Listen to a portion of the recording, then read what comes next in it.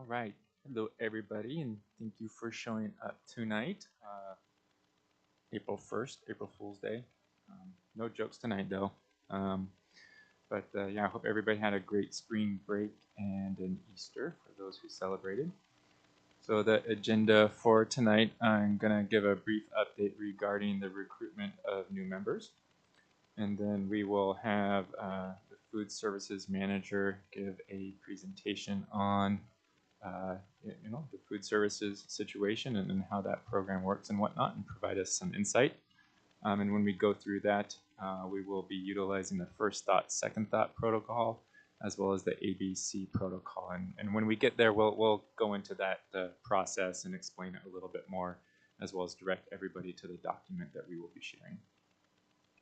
And then after that, the hope is that we will have some time left at the meeting, like hopefully half an hour, to do more of the school's EAC plan reviews. So just like we did at the previous meeting, where each person will be assigned a particular EAC plan to review and then filling out that document. So hopefully we'll have time to do that tonight.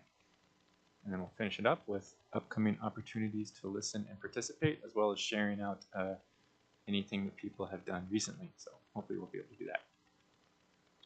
And that's what we got. So yeah, recruitment of new members. So it's understanding like that there is a decent time commitment for this committee, and so unfortunately some people have had to drop off the committee due to the time commitment and other duties and whatnot. So we are looking to bring in 3 new committee members by the next meeting. We do have a decent number of applicants, and so it's something that Zinnia we need to talk about later this week when we meet, as far as how we are going to select those 3 people and whatnot and get them up to speed and everything. I also would like help from Claudia and Moss and team for recruiting students for the upcoming year as well. So we'll need to think about that as well. But good news is that there were a lot of previous applicants on our waiting list that expressed interest. Mm-hmm. Yes, so that's what we've been going to so far, is like the applicant list from the prior 2 years, and yeah, it's good to hear that people are still interested. And I'm doing my best to encourage on that. Like, we're looking for 3 right now, but hopefully, please, keep be at the ready, because we will need more people next year as well. All right. I know we told Kim, I think 6:45 for when she would start. So I guess we could probably go into how we're going to do the first thought, second thought, and the ABC protocol. Does that sound good, or what do you think, Zinnia? I was wondering if we could open the mic for updates or Okay. news. Like I think some folks had some events or some things that they might want to share. Sure. Yeah, we can go to the upcoming opportunities to participate, but also include, what have you done recently, like what have you participated in and listened to recently. Yeah, and I wasn't here at our last session, but I would love to just maybe hear like people's thoughts around the EAC plans so far. That would be a great check-in on that too, if possible. Yeah, I like that idea. Yeah, so if people want to share, I don't know who wants to go first as far as like anything that you've attended recently within the school district and want to share that experience.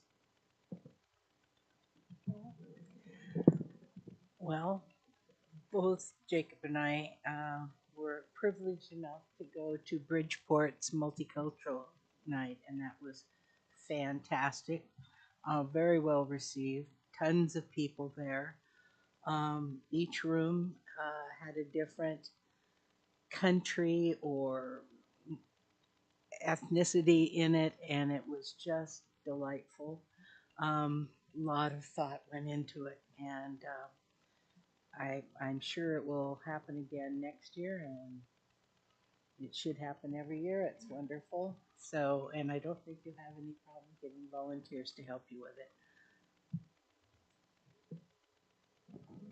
Yeah, I would second that. I was very impressed by it. There were a lot of people there, lots of various food options. I mean, food always is going to help draw people and whatnot. But yeah, all the activities that you could do in the rooms, and yeah, it was very well put together. And finding parking was a little bit hard because elementary school parking lots aren't the biggest. But yeah, should have walked because I do live pretty much across the street. But maybe next time. Oh, thank you for coming, Jacob and Marta. And yes, it was a very special event and something that I've been discussing with my team at Bridgeport. It was, there was a lot of volunteers and a lot of asks and a lot of relationship building to make this happen. And so something that we're thinking about is building it so that we have the capacity to keep it sustainable. And, if I'm not in this role or at Bridgeport anymore, that this work can continue, and it's possible. But it was great, and we're riding the high from the event. So I think people are still really happy about it. So thank you.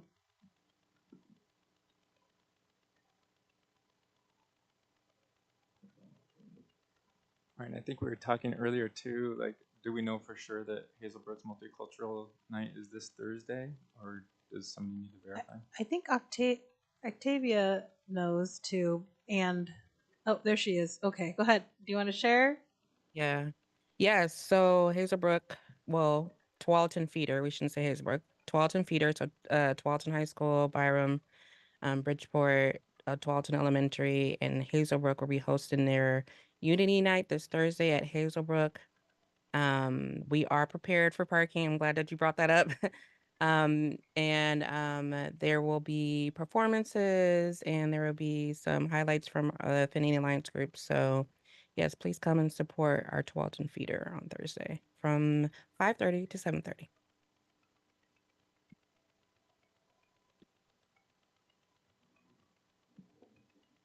Awesome. Thank you, Octavia.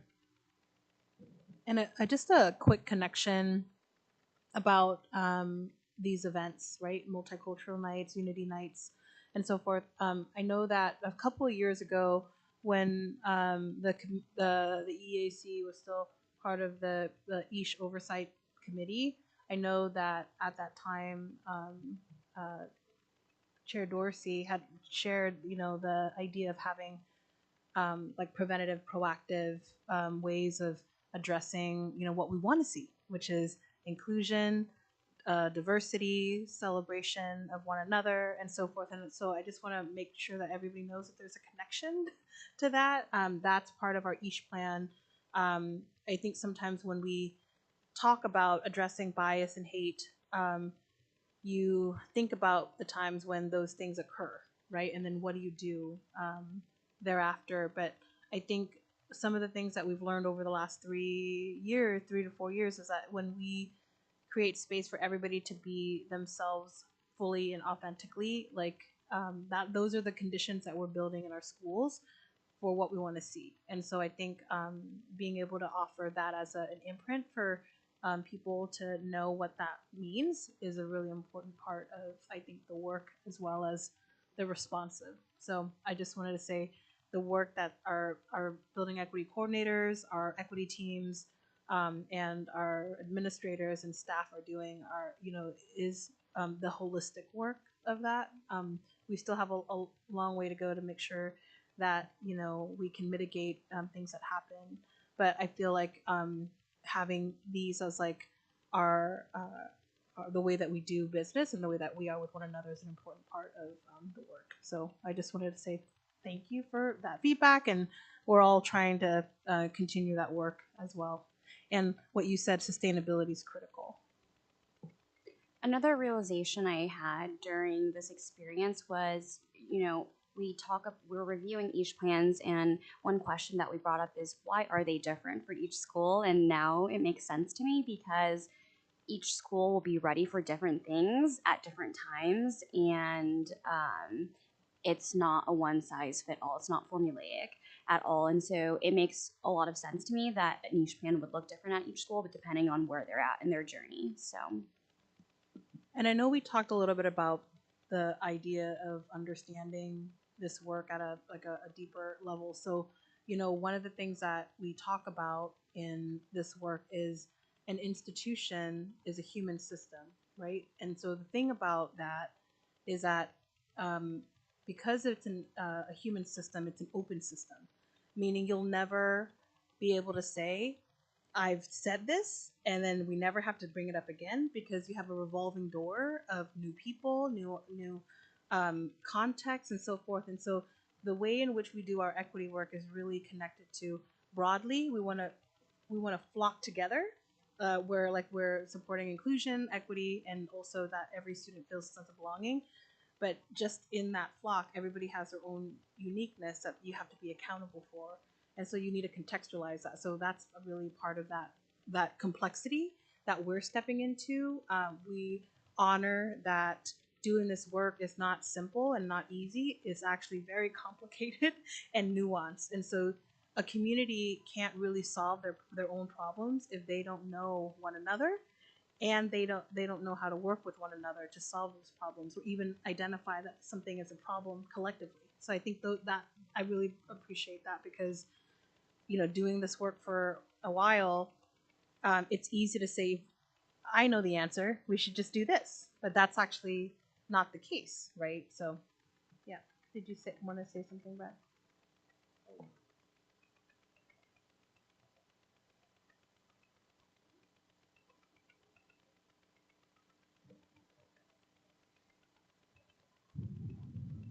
Okay, cool.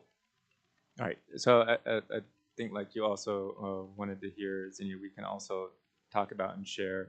Um, and I did take some notes so I can refresh some people. I did write down at the end of our each plan review, and we did a round table of people's thoughts and observations. So if people want to share some of those so that Zinnia can hear, and also just to refresh ourselves. Yes, Brad, go ahead. I would also I would also love to hear if anyone had a retrospective perspective. So, as these each plans are reviewed, is there an in-depth retrospective that takes place as to why certain strategies or tactics didn't work the previous year?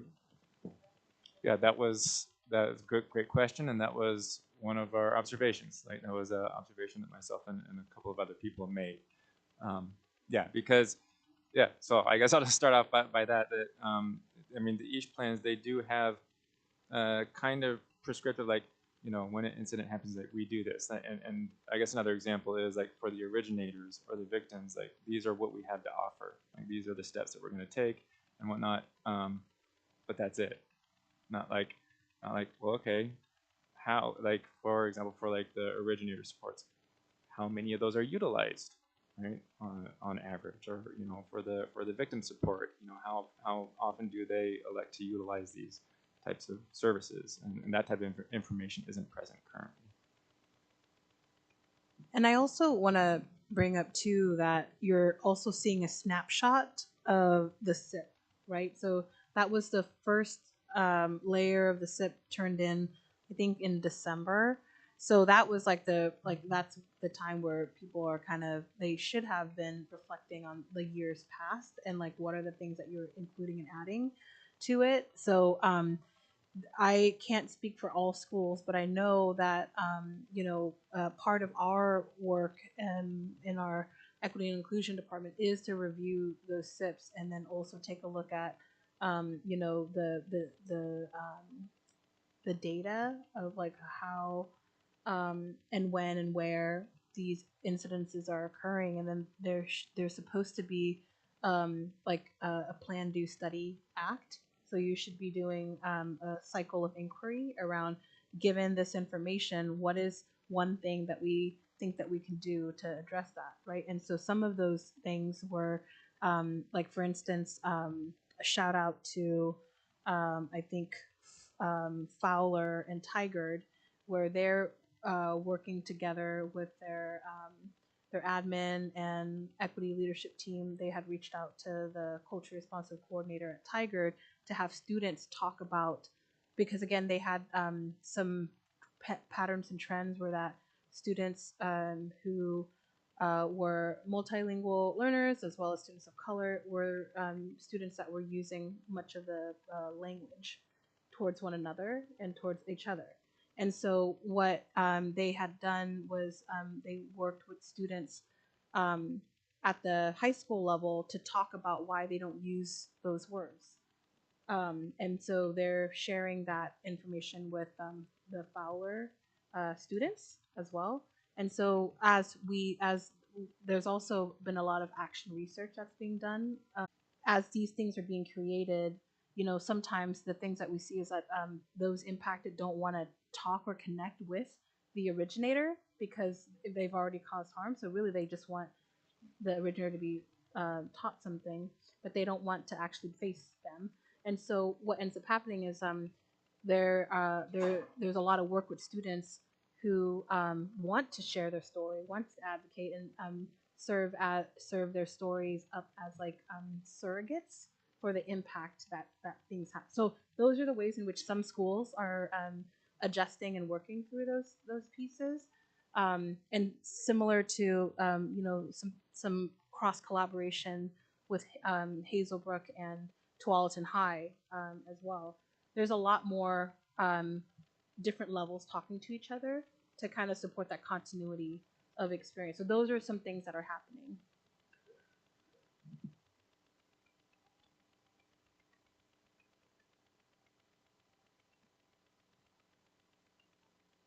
And feel free to grab some food or anything you need. Yeah, so did anybody else want to share anything from that last EASH plan review prior to getting started on the food services presentation?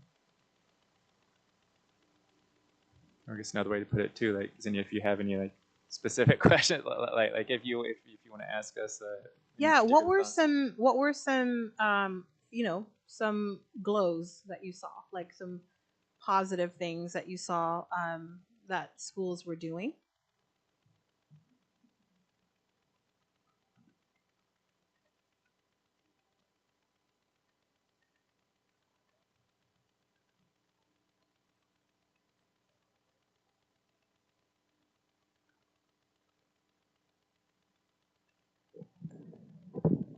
Well, I did. I can't do. I did Bridgeport Elementary, and one of the several of the things were that preventative and proactive narrative and artifacts confirmed that there is an emphasis through many occasions during the year of positive identification and development and initiative, and they don't wait for something to happen. It is constantly being brought up. Bias and hate speech addressed in many ways throughout the year. So it isn't just the first of the year.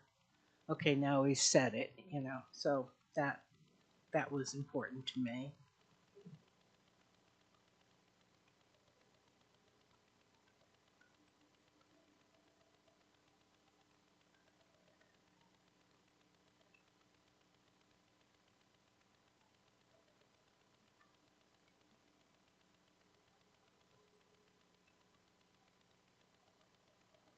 Anything else?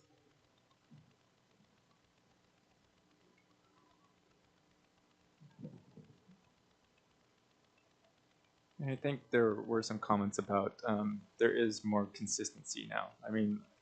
Nina did make the point like they're not identical, like they're all going to be different, but they were more consistent in the type of information that they were showing. Whereas like in the prior years, like some of them barely had anything as far as the EASH plan goes, and now, at least from what we reviewed, they were all rather robust.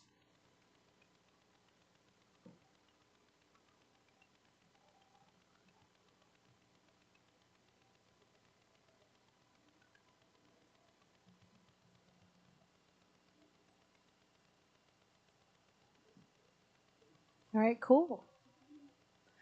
I think as the policy says, right, we want to make sure that as a district, our schools in our district again are flocking towards that direction of an anti-bias, school district, and what that looks like to kind of mitigate that. And what I appreciate about what Marta had highlighted is, when we talk about it often, but it's also not talked about at the deficit lens of like just bias and hate, but more around like what we want to be within this community and how we want to be for one another and to one another, I think that's when you do start seeing those changes and shifts.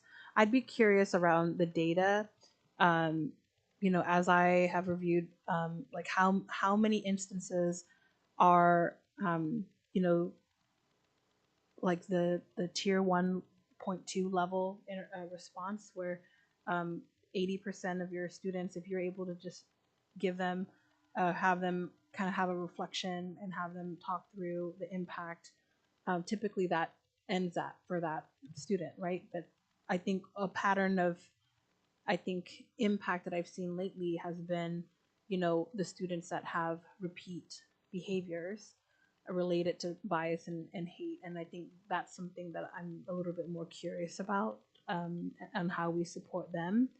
And I know that as we've been doing a lot of our pilot studies, the some of our staff don't feel prepared to support that impact, or students that have repeat behaviors. And one thing that I would like to see is not have this be a track of its own, but under the multi-tiered systems of support, it should still fall under that, but just with the lens of understanding what cultural, like, relevant content and like instruction for that behavior and skill set should be like highlighted. And I think that goes to some of the feedback that the EEAC committee brought forward, which is professional development. But recently, just talking with Claudia and team, professional development is not enough. You have to address it many different ways through coaching, modeling, side-by-side connection. I think those are all things that we might want to talk about when we talk about reinforcing and supporting the infrastructure for this. So thanks.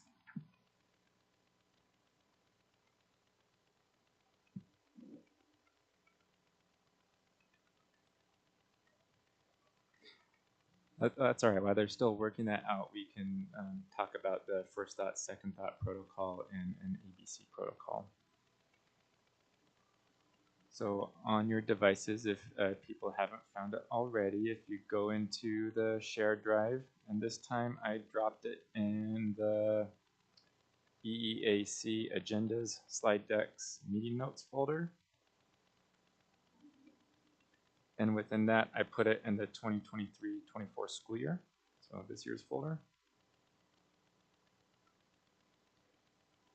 And it's the document labeled 4.1.24 food services first, second thought ABC protocol document.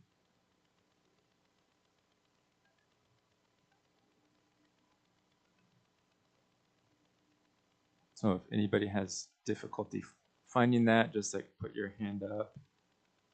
Yeah, we're going to do something similar to before. We're all going to work out of the same document at the same time.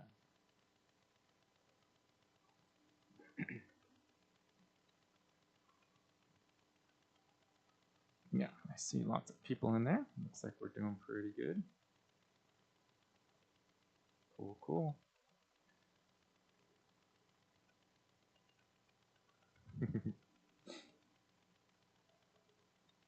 We'll just give Marta some time to get there. I appreciate it.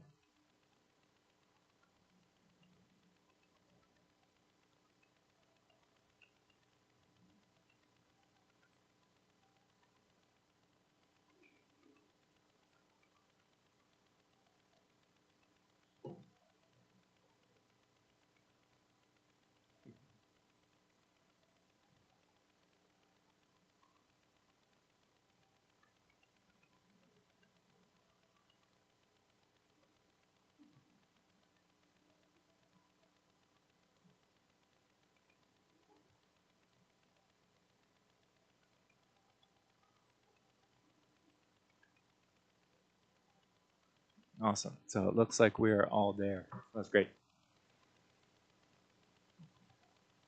All right. So I believe most of us did something like the first thought, second thought earlier this year when, like at least for the people who were new this year, because I think we did the first thought, second thought as far as what was your first thought when you joined the committee, and what's your second thought now that you've heard some of the information. So we're going to do something similar here, where prior to having this presentation, what is your first thought when you think of food services in the school district? And full transparency for myself is like, I don't know, because I don't know a lot about it. So, I mean, just think of something, put something down. But yeah, we're looking for first thought here. And then at the end of the presentation, we'll come back in here in the next section to talk about like, well, my second thought is this. Now that I've learned all this, this is my second thought. We'll do that later.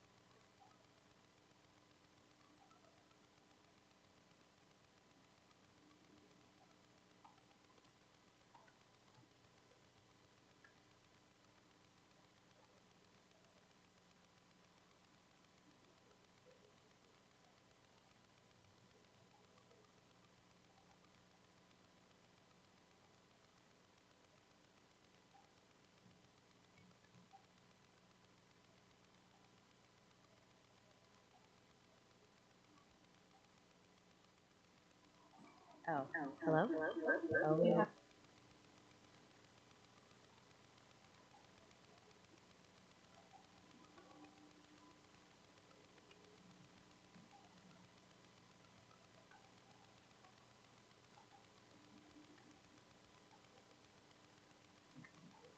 wait, what?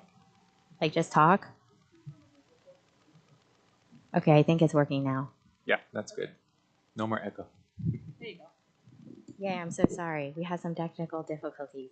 Anyways, my name's can I just start? Yes, yes. I'm Kim. I am the Nutrition Services Manager. I'm also a registered dietitian. I am more importantly the mom to two little ones. Those are my two little ones right there.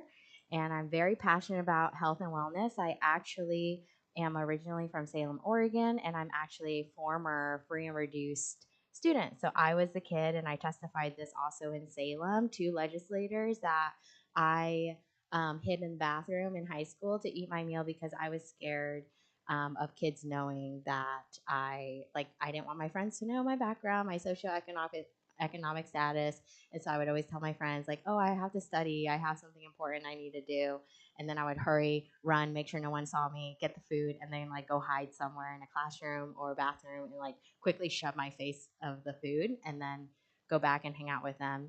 Um, and then I didn't know how that impacted me, but I've always had a focus in health and wellness, and I became a dietitian through OHSU, and then I saw a ton of different patients that um, were 60 and above, counseling on heart disease, kidney disease, etc. And I felt really passionate in being able to make a difference on the other end in building healthy habits for children at a young age. Because if you're in the school system promoting healthy eating habits at a young age, like they won't need to go to the hospital and have diet consultations with dietitians. And so that's where my passion comes from as a dietitian. And so I see a huge opportunity for school food and being able to bridge that gap. However, there are a myriad of barriers that I'm going to share with you guys. But I know, like, for me, myself, like, I would probably be like one of the moms that went to the school food cafeteria and be like, why are you serving this? So I'm like, instead of doing that, I'm gonna go do something about it. So I'm gonna start off by kind of like breaking it down into three kind of different areas of regulation and school meal. So there's federal, state, and local. And under federal, um, this is so the school meal program is a federal program. That means this is the same program across California, Utah, New York, Hawaii. We are all operating national school lunch programs, school breakfast programs. These are all federal programs. And then the state is the one who audits us and makes sure that we're following the rules, and the state is interpreting the rules. The reimbursement rates, you can see $4.25 is all we get for lunch. $2.28 is what you get for breakfast. And that right there is like an eye shocking amount. Like most people don't know this. Like that doesn't even buy a boba. It doesn't buy a latte. It doesn't, some places, it doesn't even buy a gallon of gas. Yet this is the meal reimbursement we get to pay for labor, equipment, fruits and veggies, milk, protein, and grains for a student. Um, and then under federal, there's also the free reduced meal program eligibility. That's also part of the National School Lunch Program. And then CEP, you'll hear about that, and I'll touch on that more. But that is also a federal, a new federal regulation where they lowered the ISP amount, which I'll explain. At the state level, there are several states that have allowed for universal free meals. Oregon, unfortunately, is not one of them yet, hopefully. But we do in Oregon have the expanded income eligibility. So, what that means is students, families can qualify under a higher threshold. So, normally it's like, I'm just making this up, but I actually have the real table in my presentation. But if it's like a family of four, it's 40,000 to qualify. In Oregon, it would be 80,000. That's like an easy math example. So the state is the one who audits us, makes sure that we follow the federal regulation, and then obviously local, like those are health department standards.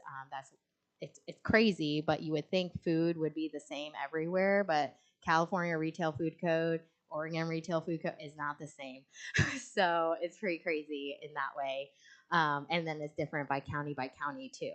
And then we specifically at TTSD, like getting more layered, has our own administrative rules. So it's important to know like where the rule is coming from, whether that's like our community wants this, or is this a federal rule? Is this a state rule? Where is it coming from? So I mentioned CEP. That is the newest thing that kind of, if you hear like, well, how come like this school or that school, and what's all this about? In the news, USDA is saying that more schools are able to do free meals. So CEP is a community eligibility provision. What that means is you can put a school, a group of schools, or a district under CEP, which allows you to serve meals for free. So there's two parts to this. The first part, I will say, oh, yeah, I can move on. The first part is eligibility. So CEP at the federal level, they've just lowered it. Normally, it's 40%. So normally, the federal government says you have to have 40% of identified students. That's what ISP is. You have to have 40%. They just lowered it to 25%. So now you only need 25% of students, and those are the lists. It's really small, but it's your SNAP, TANF, foster, FDPIR, migrant, homeless, runaway, list from Head Start, Oregon Pre-K. So these are the identified students. We can't just like make a kid an identified student. It is a list that the state has. And so it used to be 40, and then it just most recently changed to 25. And so part one of getting on free meals is you have to, one, qualify. So you have to be in a group of schools or a school at 25% ISP. For TTSD, we have 10 schools grouped together and are at, oh, never mind. I'm going, it's going to be too confusing. I'll get back to that. So you have to be at 25%. That's to be eligible. And here's the second caveat. Just because you're eligible does not mean it makes financial sense or it's viable. So even though you're eligible for the program, you as a district, as a community, as a school, we have to figure out where is the money coming from? Whose pockets are going to pay for this? So what USDA did was, okay, I'm going to lower it to 25%.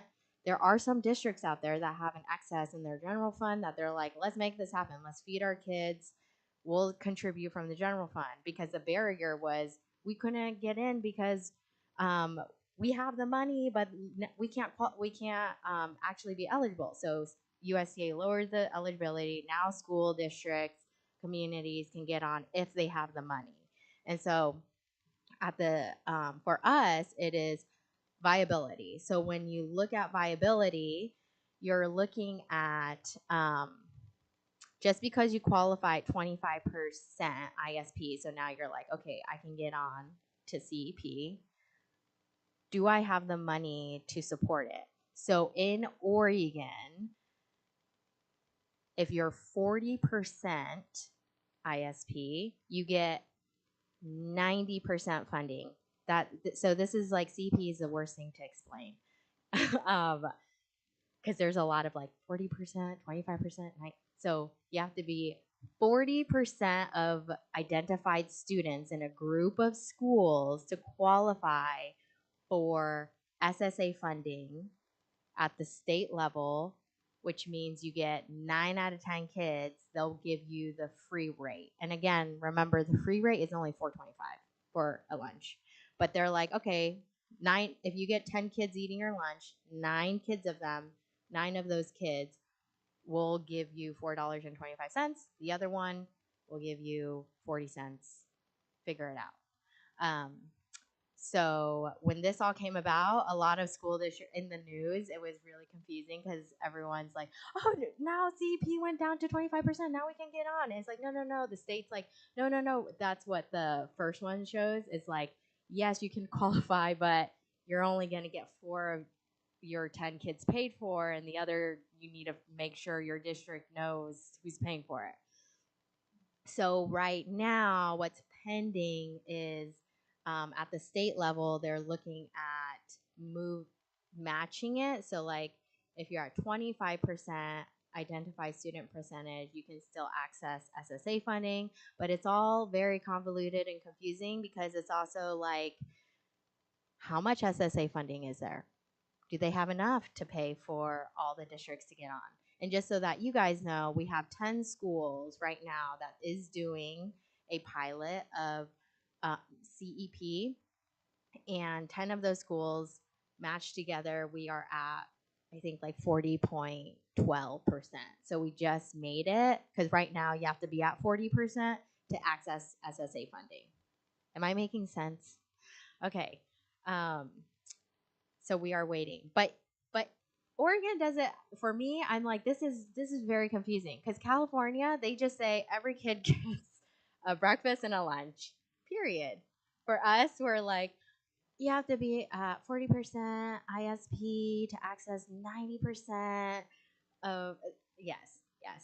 It took me a while to understand this.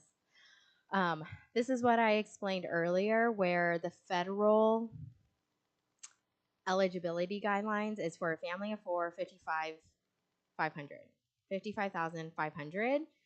But if you're in Oregon for a family of 4, that's 90,000. So that's what Oregon has done before everyone went free meals for all. So we were actually ahead in pushing forward and like providing meal access to our families. But then I think everyone started just doing free meals for all. So we kind of got a little behind as a state, but we're still moving forward. So this is great. So no matter what, this is the other thing. If you do CEP, then you can't do income applications. So you can only choose one or the other. But regardless, both programs provides a reimbursable meal, one breakfast, one lunch per student. So again, I'm highlighting breakfast is only $228 and lunch is only $425. That is just mind-boggling if you really think about it, because that does not even buy like a kid's meal anywhere, really. And we have to be self-sustaining in that's kind of like that's the expectation of most food service operations, unless we as a community decide that that is no longer the expectation and we want to serve healthy food and we want to support it with financial backing. Like, those are all conversations that makes me excited when I get to talk with our community. So we don't receive funds from the general fund except for when there is student debt, because we can't absorb any debt in the nutrition services fund. So that money goes to pay for food, labor, equipment replacement, maintenance, repairs, any updates, upgrades. Just one walk-in alone is $100,000, and all of our walk-ins need to truly be replaced. So that's, yes, fridge and freezers, one each. And then this is kind of what I was sharing earlier about, not only do we have such limited funding for the meals, but there's also all these stipulations because we have money from the federal government. That means that there's lots of strings. One of them is making sure that for breakfast, it is fruit, grain, milk. We have to have fruit, grain, milk. So when you think about that, when there's other breakfast, like, it's crazy to me because as a dietitian, I'm like, honestly, protein is great for you in the morning. And only recently did they recognize yogurt as being allowed to sub as the grain. But you have to offer a grain every single day, and you're only allowed to sub grain, I think, 2 or 3 times a week. And so, like, when you're looking at, okay, I have 228 and I have to give that out, you're basically giving, if you're giving protein, it's like a freebie.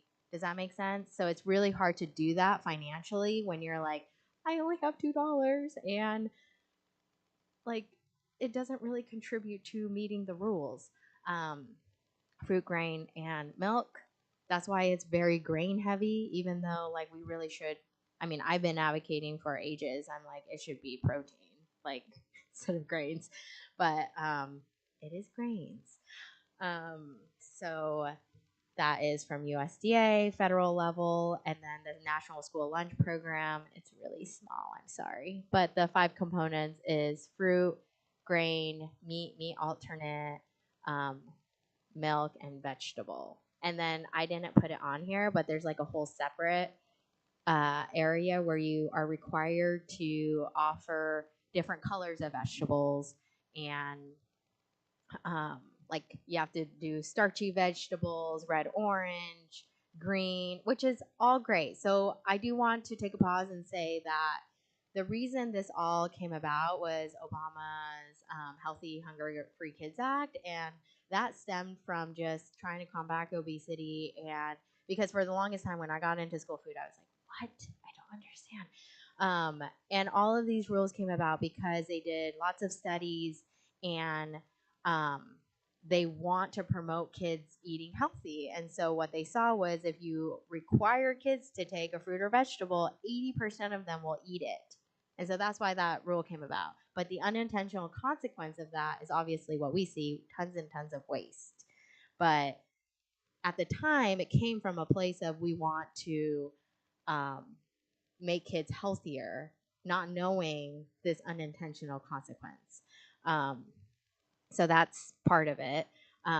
So yes, that's the same with like all the different vegetables. Is like eat the rainbow. So like now we're required to offer dark green, starchy, red, orange, like etc. Am I going too fast? Is this good? Good. So what I shared all up until now, I would say, is just general school food.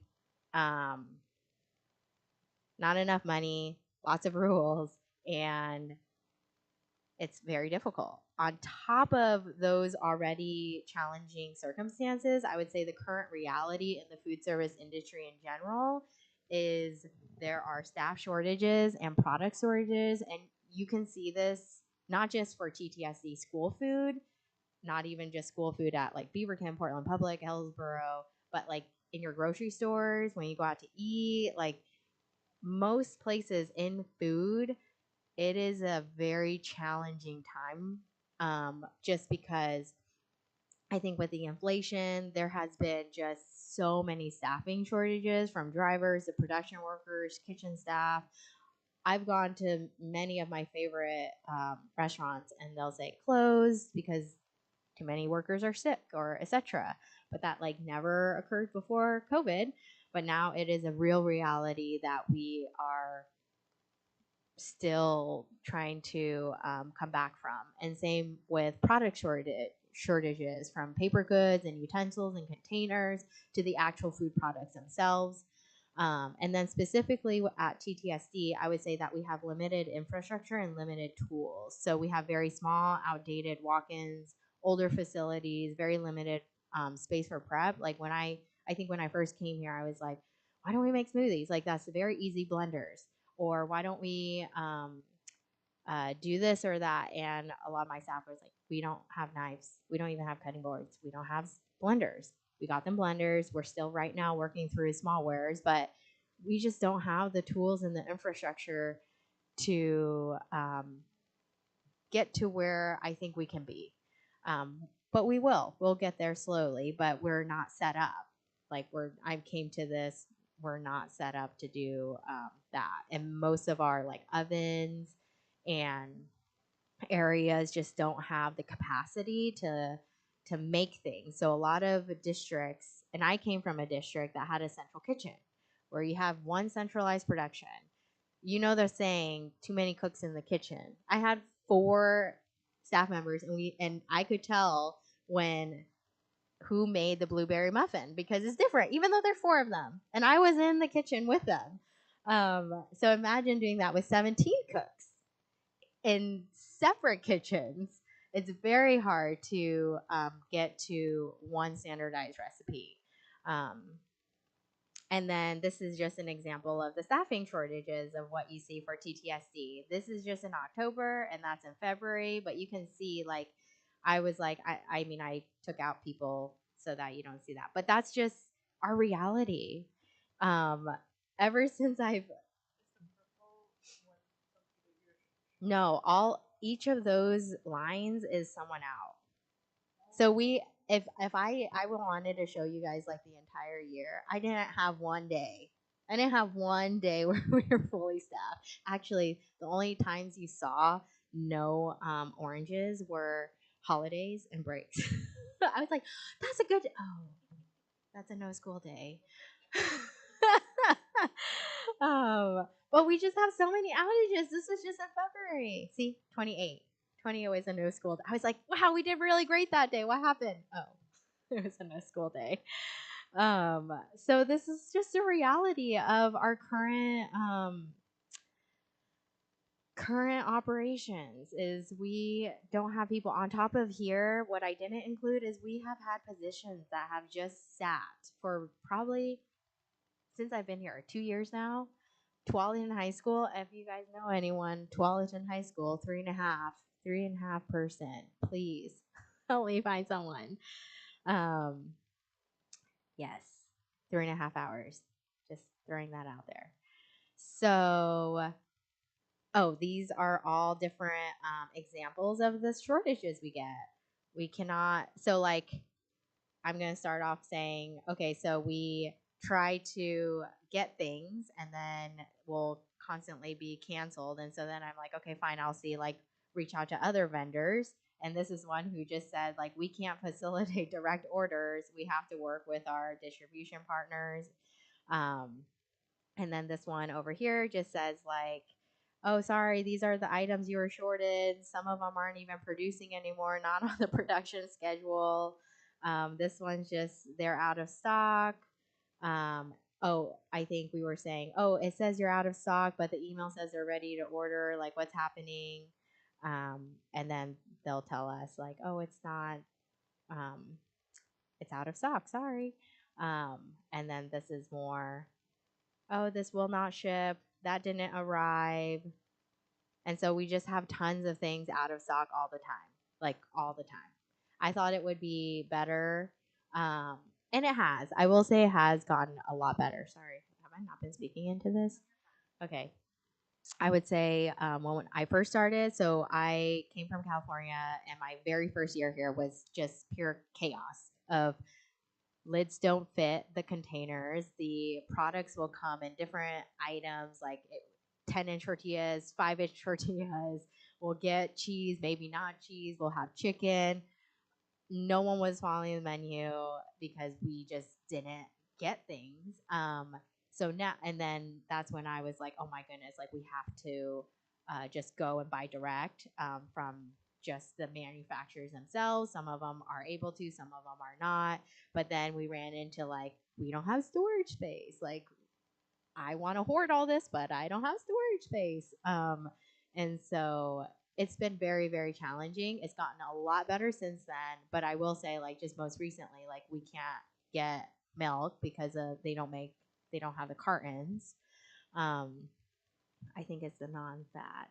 They have the non-fat chocolate and the 1% white, but they don't have the non-fat white. So we can't get that.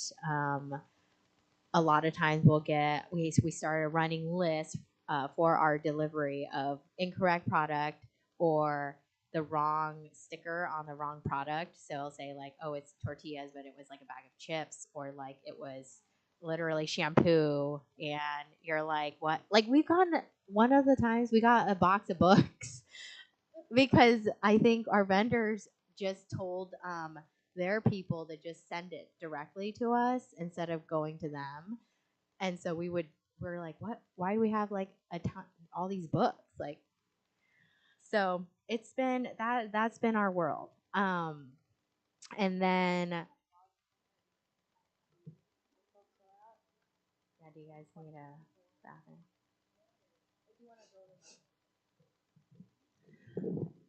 I'm wondering, maybe you're going to cover this later, but is there anything, and it certainly would be above the cost, for people with food sensitivities or things like that? Or is it just cut and dried? This is what it is. If you're allergic to it, oh well, too bad, so sad. I mean, how do you deal with that? We have, so like if there sensitivity, I would say as a dietitian, like when I first started, it has gone. There's such a wide range, right? There's like sensitivity, and then there's anaphylactic shock, and there is a giant range of that. Or maybe you just have like a tummy ache from it, but that's still a sensitivity, and you don't want to eat that. And then some people are like, it's fine.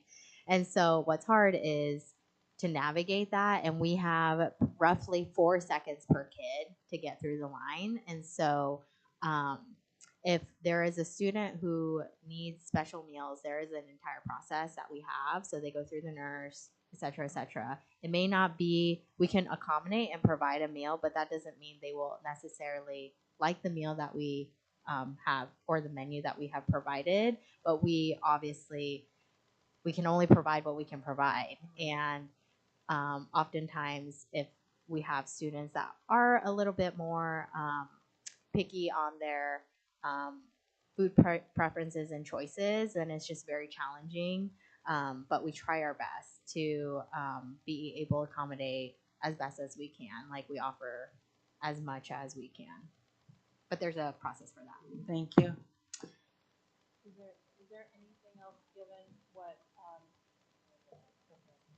is there anything else given what Kim has shared so far related to funding, current realities, and barriers that people are having questions or anything about? Okay. I guess one question that I haven't, and I also, I guess before I ask my question too, like also for committee members, like further down after the first thought, second thought, there are opportunities for people to talk about anything that you've heard that affirms your previous understanding, anything that broadens your understanding, and anything that conflicts with your understanding. So if you have the chance to do that right now, like while it's fresh in your mind, you can do that while listening. But a question that I have is, how are those reimbursement amounts calculated, and when was the last time they were updated? Like the $4.25. They're updated every year. They're up, so Okay. like literally the year before this. What's tricky is, it was like 331. I know, it's crazy. It was 331, and there was a act that was passed that made it actually like 428 or something like that. But then that act like went away, and so at the federal level, there was a lot of advocates saying like, no, you need to make this permanent, like increase it 40 cents. But it never went through, and so it went back down. Like it would have been 331, and then like 420. Like, I'm making this up. I need to look. And then it's 425. But right now we're, I think, receiving less than what we did because like last year there was an act that helped increase it. I hope that makes sense. So 10 schools in our district are piloting the CEP. How will they determine whether it is effective and whether we will be granted another year of it or not? I have to look at the financial viability of it. And then that's when I will share with admin and community members. Maybe I can go back here. And just kind of share like where we're at. So I'm just basically doing like a before and after. Like, this is how much money we make without CEP, and this is how much we make with CEP. If we're losing money, it's like, is that something we want to eat or not? But any other questions? These are all great questions. Okay. So, like I said, nutrition services is self-sustaining. So we are not funded by the district. The general fund funds all, like basically everything else. And then we get our own pot of money. That's what the circles are for. Like I said, $4.25 for a free, $3.85 for a reduced, plus 40 cents from Oregon, from ODE, and then 40 cents for a paid student. And then $4 is what the family pays, or $4.25 for secondary. So that's what the family pays if they do not qualify for free and reduced meals. So it ends up being like pretty much the same, like $4.25 or a little bit more. So you can see that that is not very much to do pretty much everything. The actual food, labor and staffing, we want to provide staffing competitively with labor and benefits, maintenance for our department, equipment, all the things, the POS system, computer pin pads, etc. And we have to do all of this while following the stringent rules, like offering the milk, grain, lean protein, fruit, veggie, ensuring it's safe, properly held in safe temperatures. So this is a really challenging reality, I will say, for most food service districts. Most food service operations in Oregon right now. Like a parfait is easily like $160. And so when you look at that and you look at how much you're getting, you're like, I don't know if I can afford that. So I already know some districts are going to remove parfaits from the menu, even though kids love it. And it's such a great thing because it's just so expensive. But that's not what we want to do. And so we have to really utilize the free government food. And so this might, I'm sharing this information because I think sometimes people ask, like, why is there so much pork? Why is there so much, can I even click on this? Let's see. Yes. Can I show you? Darn it. Well, that link is supposed to go to the list of commodities we get. And so how I love explaining this because it's also super confusing, and it helps me like get other people to be like, what? This is mind-boggling. But the government gives us like a Costco cash card. They give us money, so they give us like probably $300,000 for a district our size, but we can only use it on their products. So they're like, here's 300 grand, but you can only use it on our products and our programs. And so for a long time, we have advocated and advocated and advocated. Can we get cash in lieu? Like, give us the cash. Let me spend it on my local farmers and on my what I want. But they're like, no. They give us the money, and this is across like all states too. So they give us the money, and then they're like, here's like a list of things that you can get from us. And so we use that towards some of the produce from them, which like if they're giving us 300 grand for their stuff, we have to utilize it the best that we can. And so a lot of the proteins is chicken. It's like the diced chicken, the fajita chicken, why you would see tons of pork because they have pork, and then beef. And how it works is almost like a voting system in Oregon. So if enough districts vote for this product, then it gets on the list. And so if there's a lot of districts that are not into scratch cooking, your Mary's chicken or your 8-cut chicken that's raw is never going to make it to the list. So like I've used the 8-cut chicken in California and that district. It's a great product. It is like a raw chicken that you can bake and you can season it like lemon pepper, like different sauces. It's a great product. But here we don't, it's never ever been on the list. I've talked to other districts who are also into scratch cooking, and it never makes the list because not enough districts are set up to cook raw chicken. And so a lot of the products is like beef crumble, turkey crumble, but I can't bring myself to buy those things. Um, like we do get the diced chicken, the fajita chicken, the cheese is pretty good, and utilizing as much as we can from these programs. The other way to use it, if you don't use it directly on like the shredded cheese, is you can give it to a company. So like you give your chicken to Tyson and they make it into chicken nuggets. And so you're like, I'm gonna spend $2,000 to send X amount of pounds to Tyson to make chicken nuggets for me, but you still have to buy the chicken nuggets. So it's like you're paying for like a discount. Does that make sense? Like you're paying for a discount. It ends up not really working mathematically. Well, I'm still doing the math, and this is live stream, so Tyson, don't hate me. So yeah, it's like very convoluted. Isn't this like crazy? It's like crazy. And so and I'm explaining this because a lot of times when you want to get unique products, even quinoa, I want to do quinoa.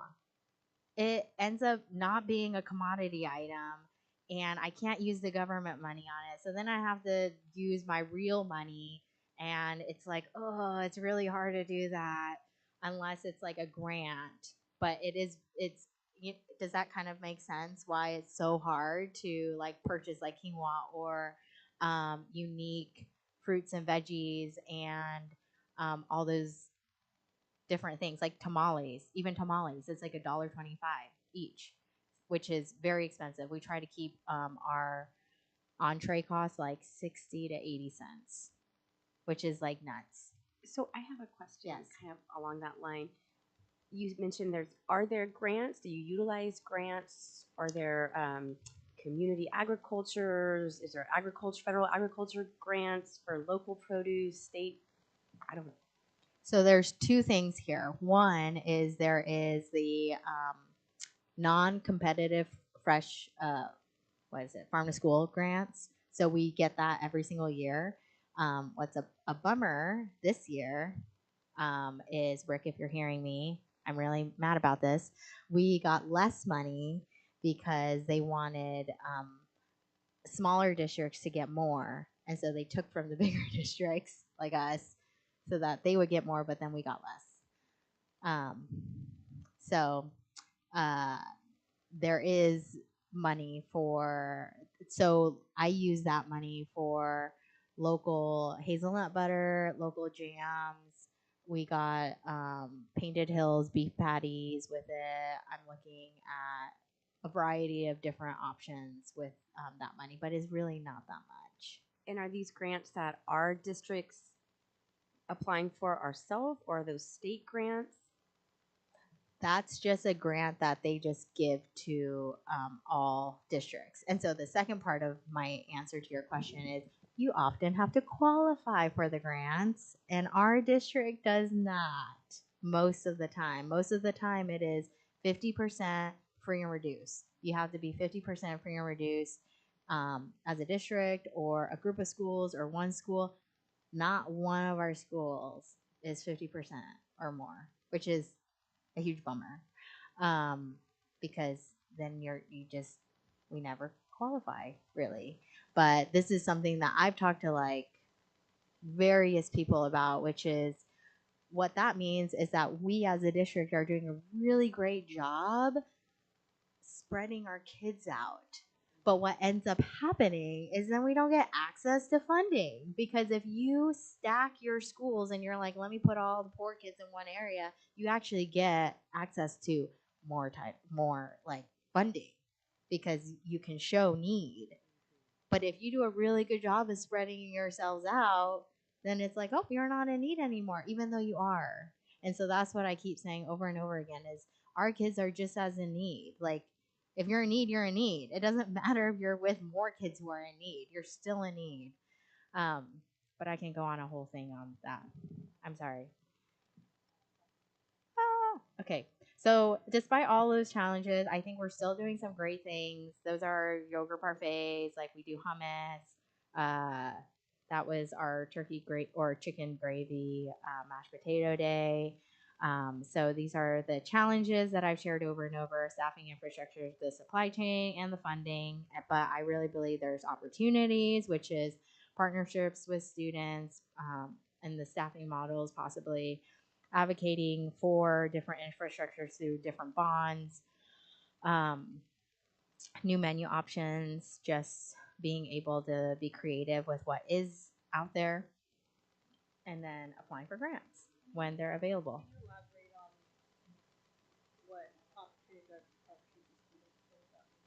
It's in the very beginning stages. It's more like I just wrote that in because it was like one conversation about like getting students involved in helping us.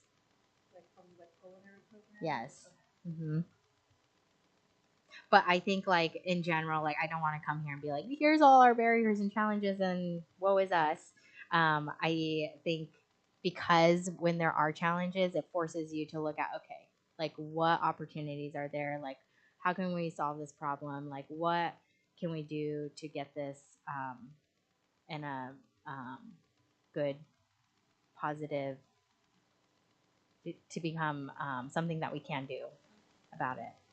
But those are my, that's my presentation. Sorry. Thank you. So I think we're in the questions phase. Yeah. Insight, or even like just sharing. Whoa, that was a lot of information. What did we like? What is something that's really sticking with you as a way to also, if you don't have a question, that's one thing that we want to have everybody share, because Kim, that was a lot of information that you gave us, and I just appreciate it. So I wonder if maybe we can just go around so everybody has a voice in to either have a question or an aha. We could do an aha and appreciation, right? Or even an apology, because I feel like when you don't know, like the context of things, the questions that we had before, now you're like, oh, I see why, right? Okay, so who wants to start? Either a question or something that's sticking with you. Yeah. Okay.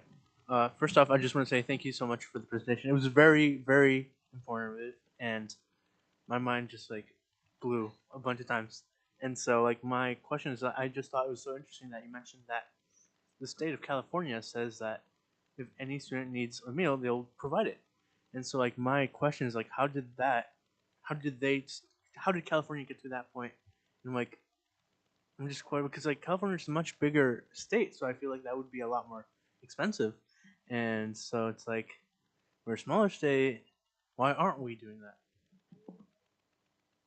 Oh, sorry. There's other small states that are doing free meals. I don't know if it's on here.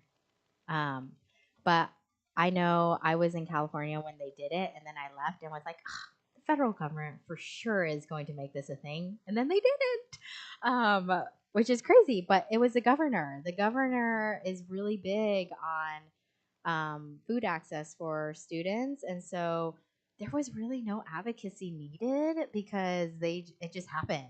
Like it no one really needed to push for it. It was just like the governor made it happen and made it into an ed code. Like you had to. So like by the time I left, I had so many different charter schools calling me being like, "We have to provide meals now. Like, can you provide meals for us?" And we were like, "This is great." But I think it really is advocacy to the people in power who have the authority to make those changes.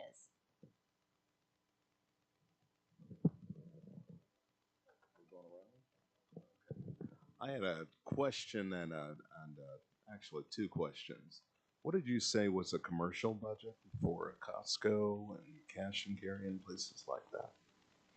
It's not necessarily like we have a separate budget. It's more like we just have to make sure we do not spend over. And so it's by utilizing as much of the commodities as possible and bringing that down. And the second question was, I know there are some grants, I'm not sure which ones are available in Oregon, but are there any farm to school grants or services that you're aware of that we could take advantage of? Yes, there are, but we have to spend all of our farm to school monies first, which we haven't yet, but we will. And then we can access the farm to school competitive grants. Yes.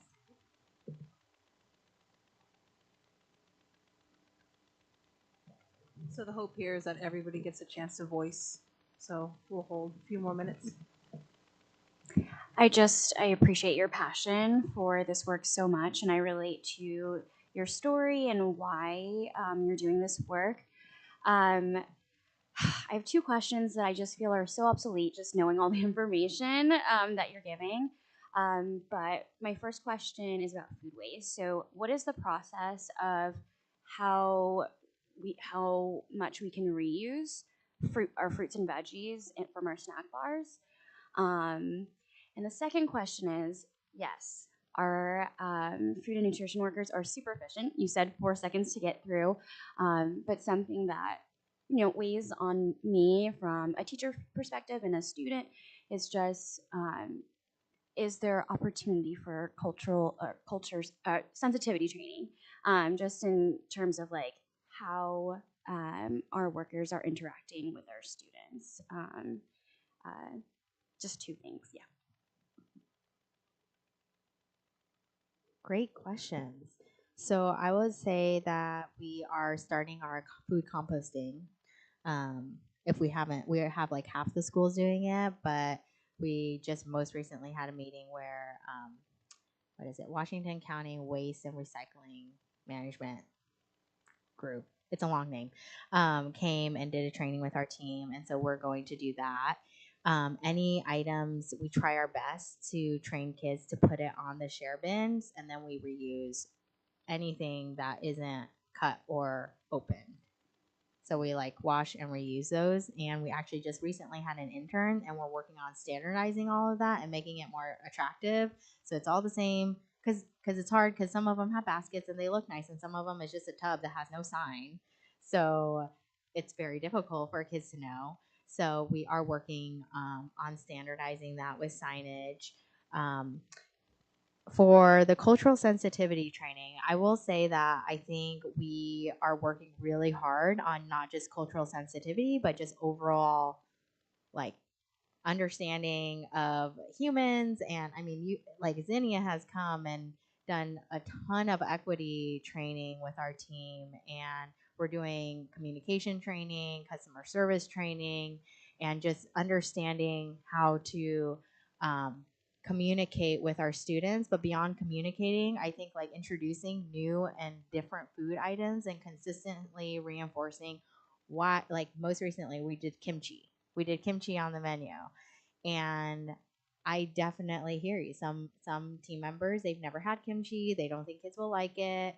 And so we're doing a lot of training of why are we doing this? We're trying to create healthy habits. We need to be the leaders and promoting and exposing our students to new and different food items and why are we here. And I think that's just going to take time to build that into our culture. Sorry, another question. Yes. Do you have any student-facing presentations that we could provide to educate students on healthy, balanced eating and those kind of things? It's something that I started this year, and I've encouraged my students to grab a fruit that we can save for snack, so that they're not eating Takis every day. So it's really me being bossy about it, but I feel like I don't know. I just feel like it's such important work. And if they don't know, we teach a health unit and we talk about, healthy foods versus non-healthy foods, and they were surprised that Takis were so horrible for you. So if there are any resources like that, that would be awesome. So, like, I mean, I think you guys can feel like I love the health, wellness, like all of that nutrition education side. I feel like we're kind of in the like survival. Like, do we have the right container and the right like item showing up or the right people? And so that's kind of been, I feel like, my world. But I will say that at my last district, and we moved here because our family lives by, we got to a place where, like, the nuts and bolts were taken care of, and we could get to going into the classroom, doing assemblies, like teaching kids. Like, I would love to have like a YouTube channel for kids, and like I would love to do things like that with kids, and integrating like taste tests and the salad bar with classroom. And we just most recently had an intern with us, and it's just starting those programs back up after the pandemic. I would say at my old district, we had like 3 interns, and it was so streamlined where they would partner. Are you a teacher? Okay, you should email me. But we'll partner with teachers who are interested, and the interns will go and teach, and then we'll do like kitchen tours and like just so much connection of like because I really believe, and I'm trying to spread that, is the cafeteria is an extension of a classroom. Every part of the school is for learning. It is not just we need to feed the kid. Like, the classroom is another opportunity for adults to expose and educate and provide nutrition education. And so but I think that link is missing a little bit, and we just need to get people and get food, and then we can start doing those things. Yeah. I have a question, kind of same route. I was wondering, I hear a lot of kids complaining in all different ages, right? They do like the variety, like sometimes they get the Mexican food or, just different styles. Has there ever been like a survey of food or nutrition sent to the kids? Again, like you guys are just getting at all the things that I'm like, I really want to do those things.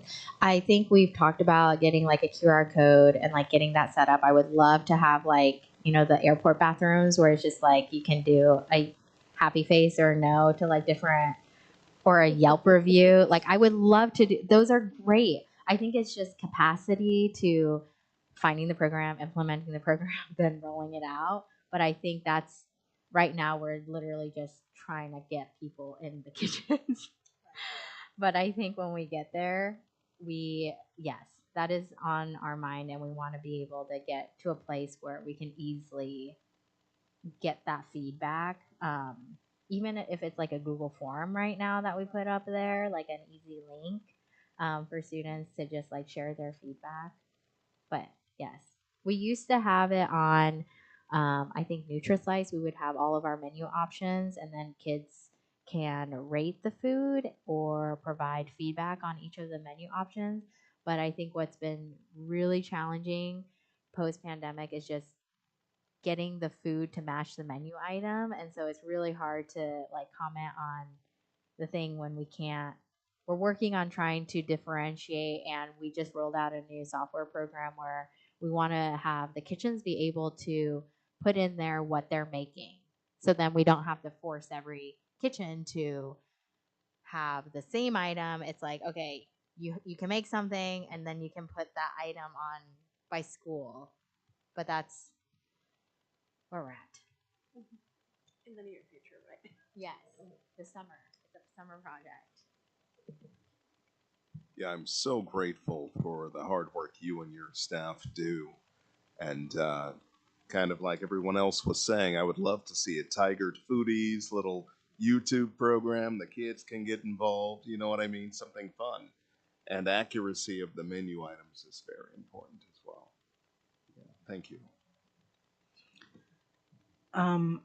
I have an apology to make because my first thought that I wrote down was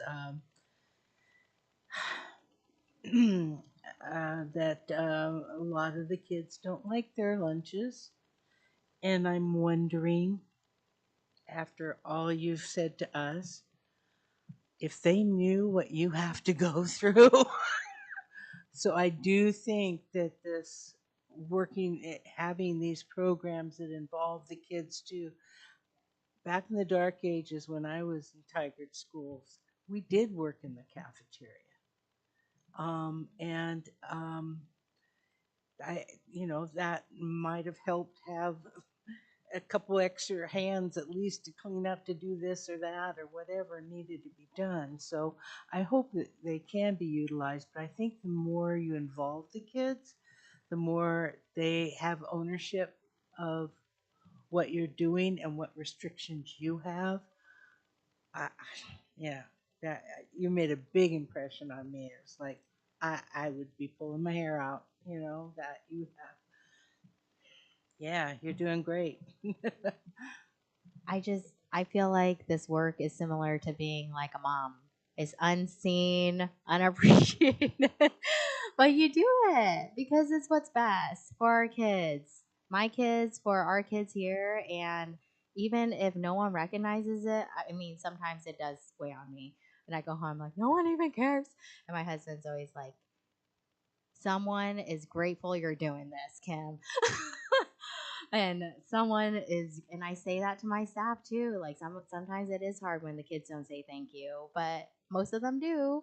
And I think a lot of it is like you said, it's like involving the kids, getting there with our programming once we get to a place where we have the capacity. I think just so that you guys all know, because of the pandemic, I think just the supply chain and staffing, it's kind of like it's like if you went traveling for 5 days, you came home and they're like, okay, what's your kids like? What's for dinner? You're like, I can't think right now. And I think that's kind of the level we're at is just, we can't even get the right container, Kim. Why are you telling us to make this new thing? And that's fair. That's totally fair. And I think really truly as distributors get their staffing and the delivery drivers all straightened out and we start seeing things show up, then we feel confident that we can start doing new things. And I think some staff are closer than others. Just maybe one school is not getting their stuff consistently for 3 weeks in a row, and then others are like, I get all my orders.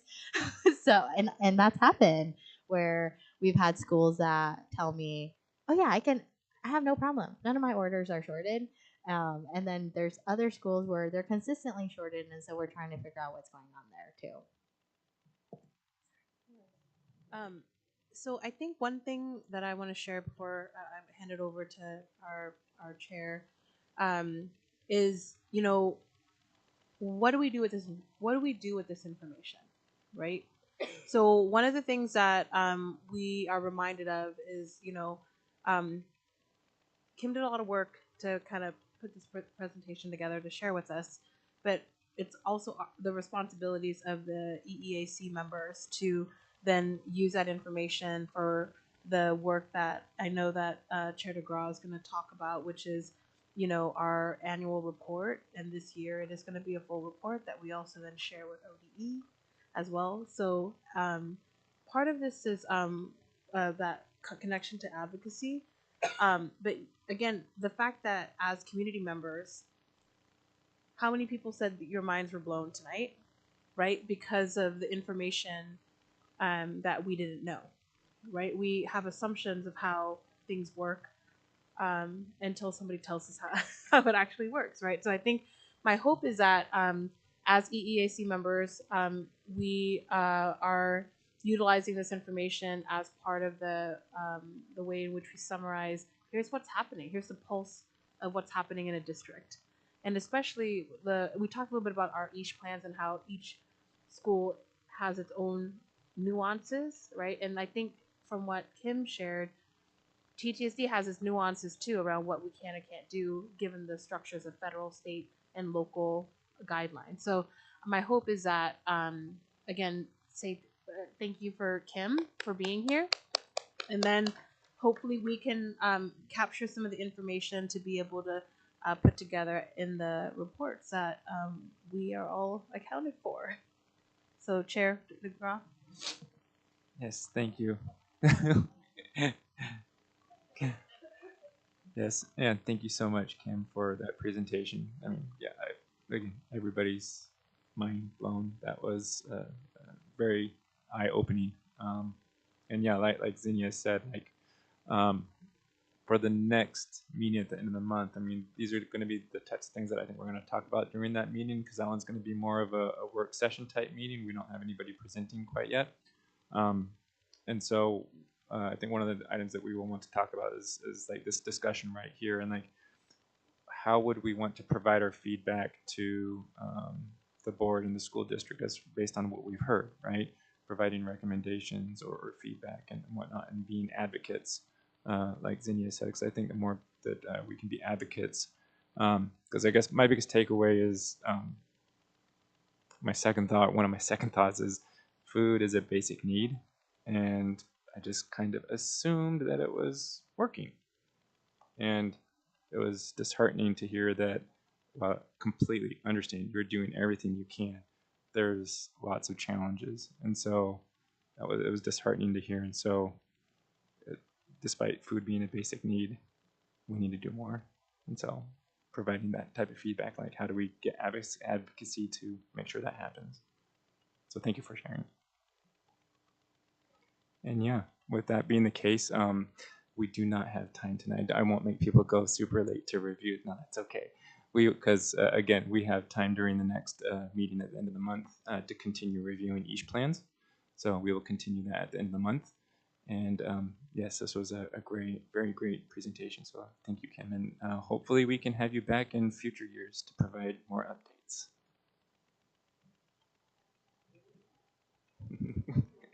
Yes, hopefully future updates will be, yes, it's all solved. Everything's working great. Exactly.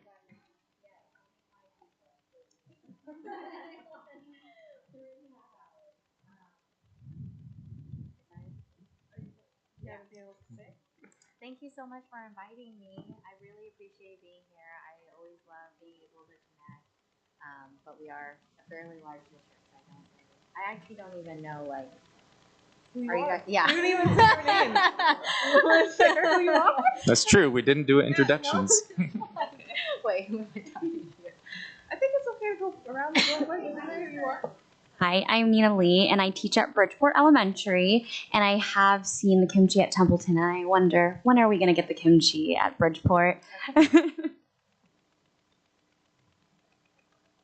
I'm Marta Veman, and I'm a community member.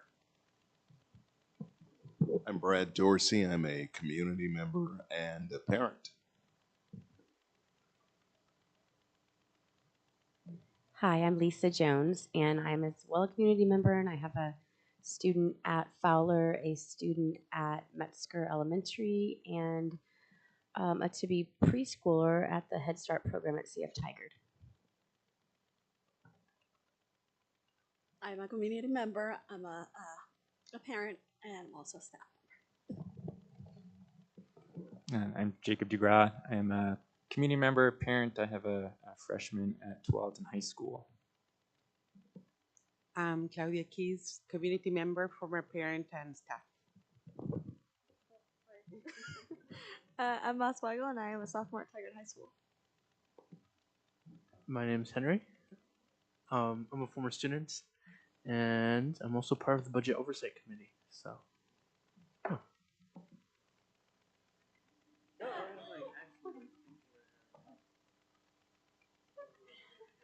And I'm not sure if Octavia's there or not, but oh, I'm you know here. Octavia. Okay.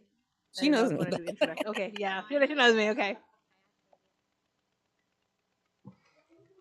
Awesome. Yeah, well, thank you very much, everybody. Have a great rest of the night, and that'll conclude the meeting.